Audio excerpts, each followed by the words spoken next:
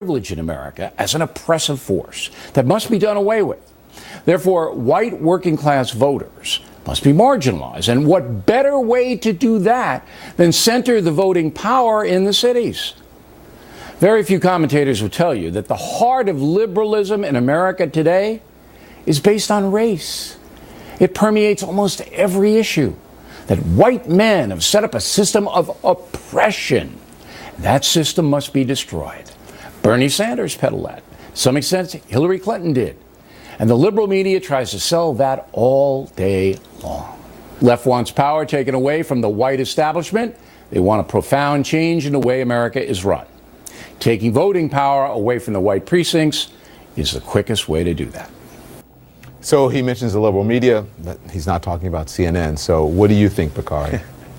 I mean, if you close your eyes, you believe that you're listening to a clip from 1968 or apartheid South Africa. I mean, this is one of the few quotes, when I actually saw it yesterday, when you actually listen to it in context is actually worse when you get the full context of his actual quote. That's first. And second, it's ahistorical. And it's just, this whole concept of white supremacy, this whole concept of this white nationalist rhetoric, I'm astounded to actually hear it out of Bill O'Reilly's mouth, a very highly rated late night TV show. And this is just not the conversation we need to be having. Angela? So I think that we have to have this conversation in the context of history. It's important because we continue to ignore the fact that the Electoral College itself was founded upon this same white supremacy that Bakari just referenced. James Madison, who is known as the father of the Constitution, himself a slave owner, himself pushing the idea of 3/5 of a person being a slave counted so that the master class could have authority and have voting power that was as strong as the North. That is what this is about. That is why people are frustrated. People are just now really learning about this and understanding that, hey, this electoral college system doesn't really represent us. So yes, Bill O'Reilly, you're right. White establishment to me means white supremacy. To me, it means racism. To me, it means the foundation of this country that we have to begin to understand is built upon systemic oppression. And until we're willing to address those issues, we're going to continue to have the same issues and perpetuate the same problems. Kayleigh, you're shaking your head no. Well, look, I don't agree with couching the Electoral College in race, either coming from Bill O'Reilly or coming from Angela Rye. I think the Electoral College is entirely separate from that. It elevates states that otherwise might not have a voice. In this case, it was working class voters out in Michigan, out in Wisconsin. But in another day, in another place, we could imagine the Electoral College empowering black voters in southern communities who have their voice heard. And because of the Electoral College, they have representation, because otherwise states that have fewer, lesser populations like Mississippi, for instance, wouldn't be represented. We have a country based on 50 republics. We don't have a direct democracy. If you have a problem with that, change it, but don't change it after an election just because you're being a sore loser and you're upset that your person didn't win. Because I didn't hear any of these arguments a week ago. But if I may, Don, just quickly. If I may, one of the things that Kayleigh just did was ignore all the historical context that Angela put forth. Every single bit. The fact because is, they're wrong. Because they're wrong. That's not wrong. No, they're not wrong. Because it's not wrong. I think Angela is wrong. Let him explain and I'll let you, go ahead, Joseph. I think Angela's wrong for the same reason that I think Bill O'Reilly's wrong for conflating the Electoral College with the 3/5 compromise. If you look at Article 2, Section 1, that's not where the 3/5 compromise is. And if you look at Federalist Paper number 68, which Alexander Hamilton, not Madison, wrote to articulate the reasons on why we have an electoral college, there are actually a lot of the same reasons the Democratic Party used to justify its support for faithless electors, including, I'm assuming maybe you guys did a couple of weeks ago when you were pushing for sort of the electors to switch their votes. So you can't conflate two things. Are there racist institutions in our country? Is the 3/5 compromise something that should be discussed in racial terms? Yeah, but I don't think it's fair to just conflate the two. Do you understand, before you respond, do you understand that the part of the impetus for the Electoral College was that so people who were slave owners could count those slaves as population so that people in the North, in more populous places, would not have more votes than the people in the South? 3/5. The 3/5 compromise is not the same as the Electoral College. Not the same part of the Constitution. Why you don't get this. I don't understand why you don't get it, Angela. Because you're wrong. I don't know. Yes, you are wrong. But you are wrong. And the reason that you're wrong Yeah, the reason that you're wrong is because in 1787, Wilson and Madison had this conversation. But the reason that I had a problem with Bill O'Reilly couching this conversation of white supremacy and somehow African Americans and Latinos and people of color and gay Americans and everyone who is a minority in this country attempting to somehow take away some power from the white man in this battle over the Electoral College is because it shouldn't be couched as something this small. This is a larger conversation that we have to have. It's not just a conversation about the Electoral College. You know, Donald Trump is the president of the United States. The Electoral College was based on our founders' racist ideology at that time that bred this. That's fine. But we're here now, and we do need to talk about how we're going to disband some of these remnants of white supremacy that still exist. Bakari, I think that is the larger 6 conversation weeks that has to ago, be no had. one was making this argument. I never heard this. And not now true. all of a sudden, because Hillary But that's Clinton not- lost, but that's my and point. because the That's my- Electoral but that's- College put Donald Trump there, now But all that's of a sudden my- we've got to that's my get rid entire of it. point. Look, Bakari, you That's mentioned my entire 1968. point. In Hold on, 1968 Joseph. Go ahead, Bakari. But that's my entire point, Kayleigh. I do not want to reduce this conversation to one about the Electoral College. I think this is a larger conversation that has to be had. What he said yesterday, or whenever Bill O'Reilly said it, it was so flawed. We can talk about how it was ahistorical, as Angela so eloquently pointed out, but we also have to talk about the simple fact that African Americans, we don't want anything from white people. It's not as if we want to take something from white nationalists or take something from white supremacists. We only want what Or the is white bestowed working upon us. class. Or the white working class. We're Or not white trying anybody. to take anything.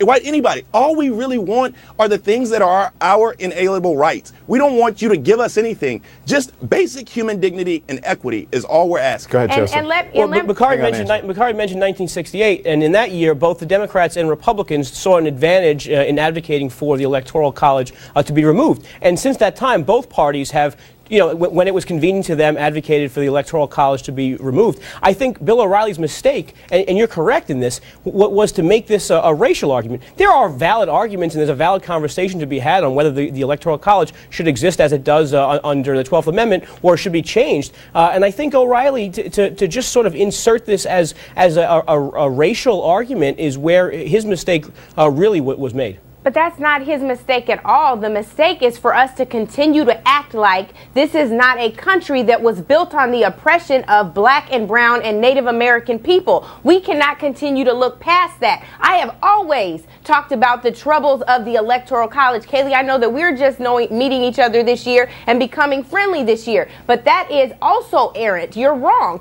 I don't care what the Democratic Party has done or what the Republican Party has done. We have to address the fact that systemic oppression and racism is real in this country. Bill O'Reilly had it right. There is, I almost said white, he had it that way too, but there is a problem with the white establishment. That white establishment is called white supremacy. That white supremacy is called racism. That racism is called systemic oppression, and it is time for us to call it what it is. That is rooted. The Electoral College is rooted in that system, and we cannot separate 3/5 human, the fact that my ancestors were counted as 3/5 as a part of that Electoral College structure. Angela, we just can't no do one it. is condoning white supremacy. That's a horrific ideology. There's no place for it in this country. Except for Bill O'Reilly. It's a very small portion of society that sadly exists that's there. But it is being given a megaphone because people on the left are trying to tie the Trump administration in every way, shape, and form to something that doesn't exist. And these white supremacists are being given a megaphone, not by Donald Trump, but by the left, who continually elevates them to be something more significant than they are. Kayleigh, you can't put that at the feet of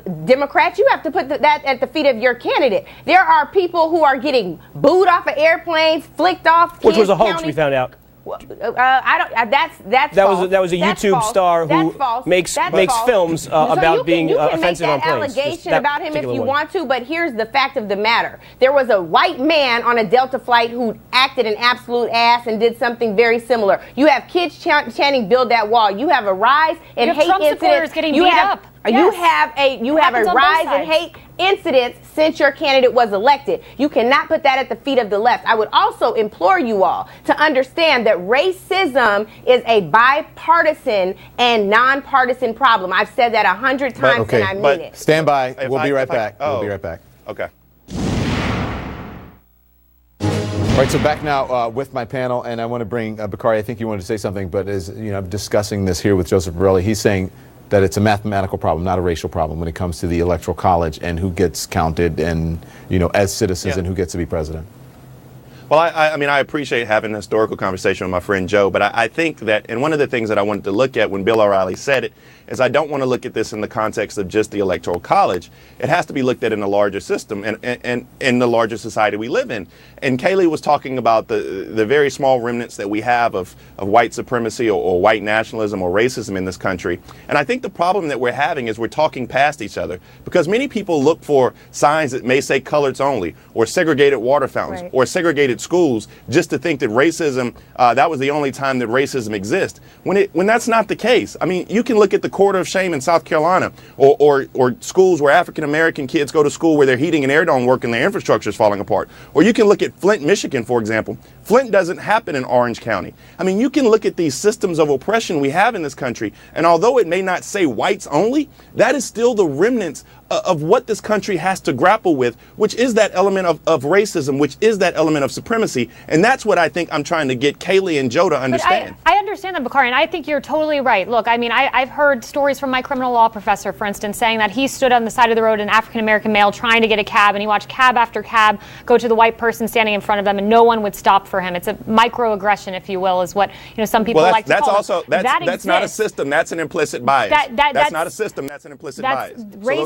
Racism exists. No one is denying that, and it's horrific, and we should dispel of that myth. But likewise, we shouldn't haphazardly call people racist. Everyone affiliated with Donald Trump in some way, shape, or form has been labeled a racist, including myself, including Joe, and it's unfair, and we should stand together and try to talk to each other instead of talking past each other, and that means resisting labels. Kayleigh, let me ask you something. Have I ever called you a racist? You haven't, but many other people have, and everybody who has any sort of affiliation with Donald Trump has. Go look at Twitter, yes, please. Look at my Twitter, too. I know. But my point is just this. If we could stay within the confines of this conversation, I think that's very important, because we have the opportunity to have at least a civil discourse on this when there are a lot of other folks who haven't gotten to that point. And I'm just asking for a simple acknowledgement that there are systems in this country that are in place and they have racist roots. And if you have a bad foundation, Kayleigh, like, let's go to church on this. If you have a bad foundation, the fruits of that thing are bad. They're negative. So that means we have to question the system and figure out how to either remedy the system, amend the system, or get rid of that. Here's the flaw in your argument. By your logic of your argument, we should destroy the Constitution, get rid of democracy as we have it, and rebuild from the ground up, because it's all rooted in bad. No one's saying that. But no one's saying that. You're failing to recognize the real reason we have the Electoral College, so that states like California and New York don't decide our president at the expense of states like Iowa. California was not around when we invented the Electoral College. Time out. No, California was not around when we invented the Electoral College. You're missing my point, Bakari. Let me be very clear. My point is this. New York and California are the reason that Hillary Clinton won the popular vote. Without them, Donald Trump won by 3 million votes. The reason we have the Electoral College is that states like Iowa and states like Michigan are represented, not just the What's wrong with New York and California? There's nothing wrong with that. But my point is, you're missing my point. It has nothing to do whether California existed or not. That proves you're not listening to my point. My point is, if we didn't have the have the Electoral College, states like New York and California would choose our president. So states like Iowa, what's wrong with the population? States, I'm just posing a question. And I'm giving what's wrong with the population deciding the farming states, like the farming states, like Iowa, like the Rust Belt states, would be ignored. Their interests would be ignored, and the interest of only those in urban areas like New York, like California, would be represented, and we would have a whole slew of people, a whole slew of industries who wouldn't be represented by the president of the United States. Well, there's nothing wrong with that, and that's why I think Bill O'Reilly's point is wrong, because he brought unnecessarily this racial component into it. I don't think there's anything wrong with saying the Democratic Party feels that they would have more power if the Electoral College was abandoned and they could rely on the principal urban areas of our country. I think O'Reilly's premise is even wrong, because if you look at the major cities, he referenced New York in his little rant, but if you look at New York, Chicago, and L.A., white males are still the most largely populated ethnic and gender group in those cities. So I don't think it's in his mind it's an automatic usurpation of white people's votes or anything.